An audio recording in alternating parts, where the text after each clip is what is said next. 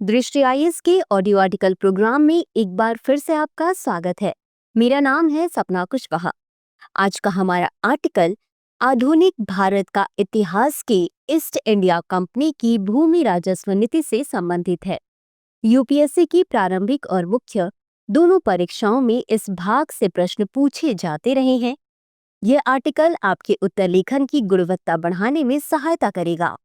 यह audio article सामान्य अध्ययन प्रश्न पत्र 1 के भारत का इतिहास और स्वाधीनता आंदोलन खंड से जुड़ा है। तो आइए आर्टिकल की शुरुआत करते हैं।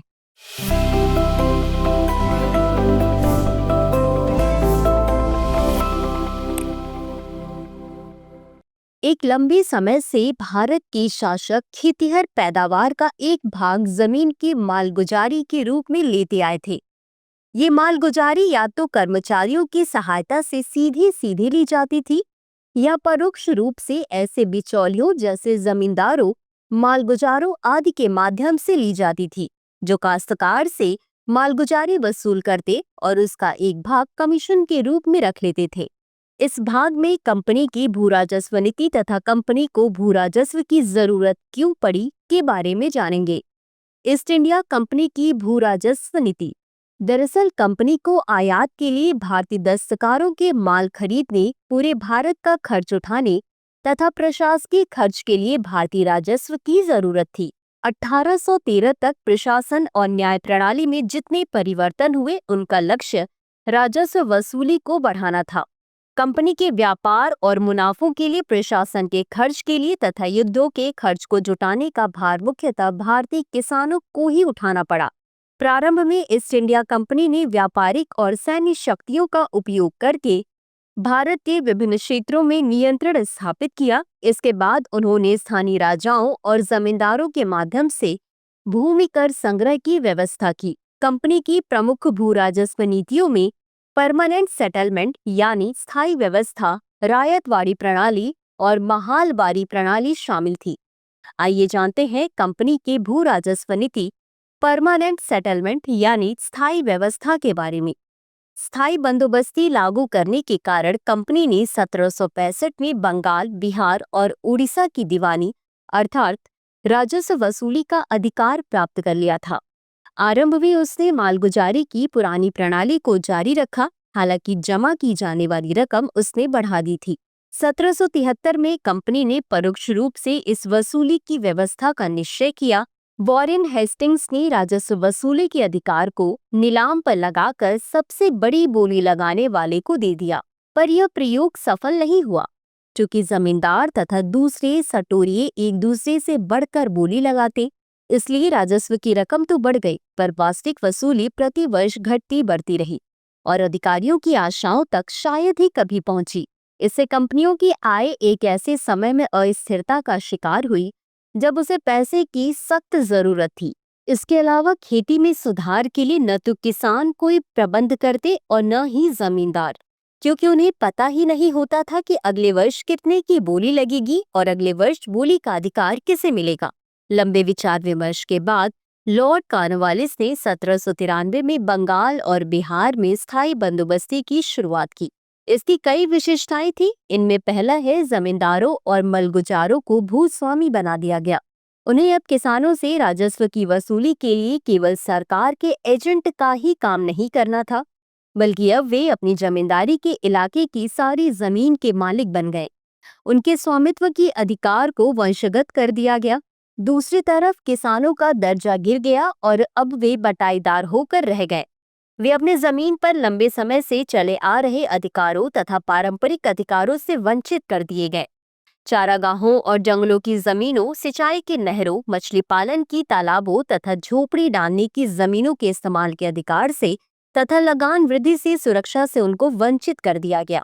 वहीं बंगाल तथा बिहार के बटाईदारों को पूरी तरह जमींदारों की दया पर छोड़ दिया गया। ऐसा करने का कारण यह था कि जमींदार कंपनी की मालगुजारी संबंधी बेहिसाब मांगे समय पर पूरी कर सके।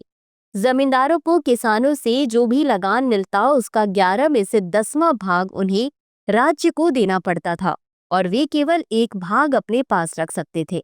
लेकिन मालगुजारी की जो रकम उन्हें देनी थी वह हमेशा के लिए निश्चित कर दी गई थी। साथ ही अगर किसी कारण से फसल नष्ट हो जाए तो भी जमींदार को निश्चित तिथि को चुकानी पड़ती थी, वरना उसकी जमीनें बेच दी जाती थी।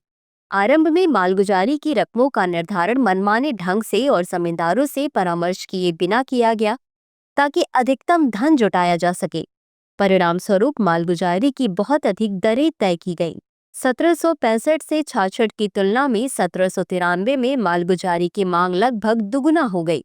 कॉर्नवालिस के बाद गवर्नर जनरल बनने वाले जॉन शो ने हिसाब लगाया कि अगर बंगाल के कुल उत्पादन को 100 मान लिया जाए तो इसमें 45 पर कंपनी का दावा होता था। जमींदारों और उनकी बिचौलियों को 15 मिलता था और इस तरह किसानों के पास केवल 40 बचता था।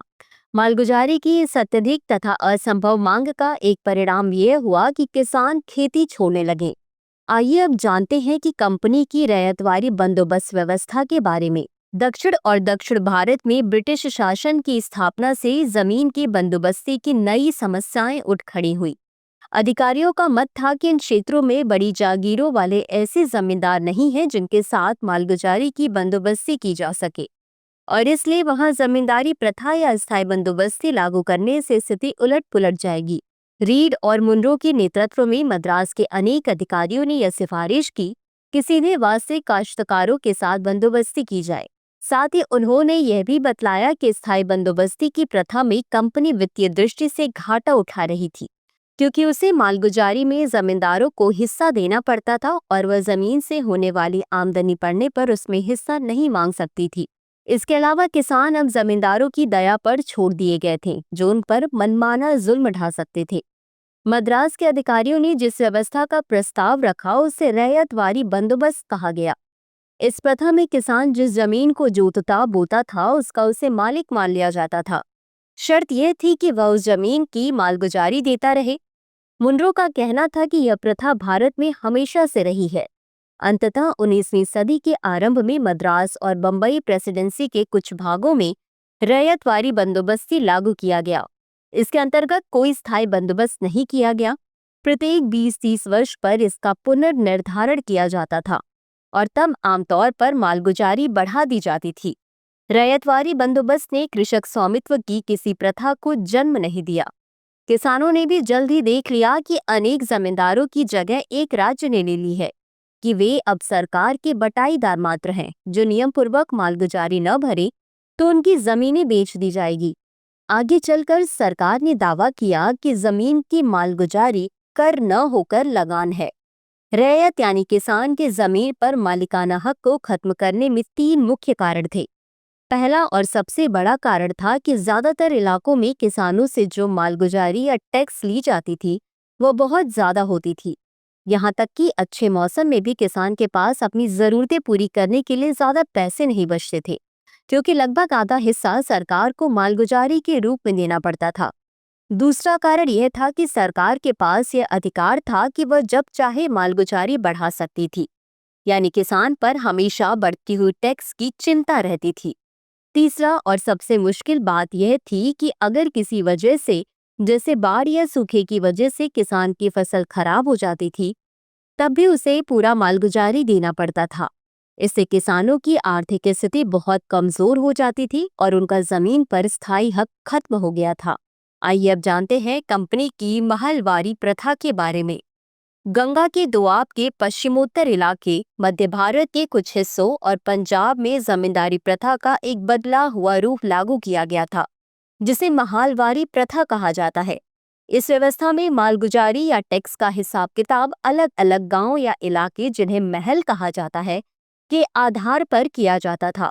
यह काम उन जमींदारों या परिवारों के प्रमुखों के साथ होता था जो मिलकर उस गांव या इलाके की जमीन के मालिक होते थे। महलवारी क्षेत्रों में भी समय समय पर मालगुजारी की रकम को फिर से तय किया जाता था। इस महलवारी प्रथा में गांव या इलाके की जमीन को सामूहिक रूप से संभाला जाता था और टैक्स भी सामूहिक रूप से तय और वसूला जाता था। आइए जानते हैं कंपनी की भूराजस्व नीति का भारत पर क्या प्रभाव पड़ा। जमींदारी तथा रैयतवारी, ये दोनों प्रथाएं देश की परंपरागत भूमि प्रथाओं से मूलतः भिन्न थीं। अंग्रेजों ने भूमि में एक नए प्रकार की संपत्ति इस प्रकार पैदा की कि उसका लाभ किसानों को नहीं मिला। पूरे देश में अब भूमि को बेची जा सकने, गिरवी रखी जा सकने और हस्तांतरित की जा सकने वाली वस्तु बना दिया गया। ऐसा मुख्यतः राजस्व को सुरक्षित रखने के लिए किया गया। अगर जमीन को हस्तांतरित की जाने तथा बेची जा सकने वाली वस्तु नहीं बनाया जाता तो सरकार के लिए किसानों से मालगुजारी वसूल कर सकना बहुत कठिन होता, क्योंकि किसान के पास रकम अदा करने के लिए कोई बचत या कोई वस्तु नहीं होती थी। अब वह मालगुजारी जमा करने के लिए जमीन की जमानत देकर धन उधार ले सकता था या उसका एक हिस्सा बेच भी सकता था। अगर वह ऐसा करने से इनकार करे तो सरकार मालगुजारी की रकम निकालने के लिए उसकी जमीन को नीलाम कर सकती थी और ऐसा अक्सर करती भी थी। जमीन को निजी संपत्ति बनाने का एक कारण यह विश्वास भी था कि स्वामित्व का अधिकार मिलने पर ही भूस्वामी या रैयत उसमें सुधार करने का प्रयास करेगा। अंततः कंपनी की भू राजस्व नीति ने भारतीय कृषि व्यवस्था को अस्थिर कर दिया और ग्रामीण समाज में गरीबी और अशांति बढ़ाई। यह नीतियां स्वतंत्रता संग्राम और किसानों के विद्रोहों की प्रमुख वजह बनी। इसलिए कहा जाता है कि कंपनी की भू राजस्व नीति ने भारत के सामाजिक आर्थिक ढांचे पर गहरा और दीर्घकालिक प्रभाव डाला। चर्चा को विराम देते हुए नोट कर लेते हैं आज का सवाल। ईस्ट इंडिया कंपनी की भू राजस्व नीतियों ने भारतीय समाज और अर्थव्यवस्था पर क्या प्रभाव डाला? इन नीतियों के कारण सामाजिक और आर्थिक असमानताओं में कैसे वृद्धि हुई? तो व्यूवर्स, आज के लिए बस इतना ही। मिलते हैं अगले एपिसोड में किसी नए टॉपिक के साथ। तब तक के लिए धन्यवाद। डियर व्यूअर्स, अपने एग्जाम की तैयारी को और बेहतर करने के लिए हमारे चैनल को लाइक, शेयर और सब्सक्राइब करना न भूलें।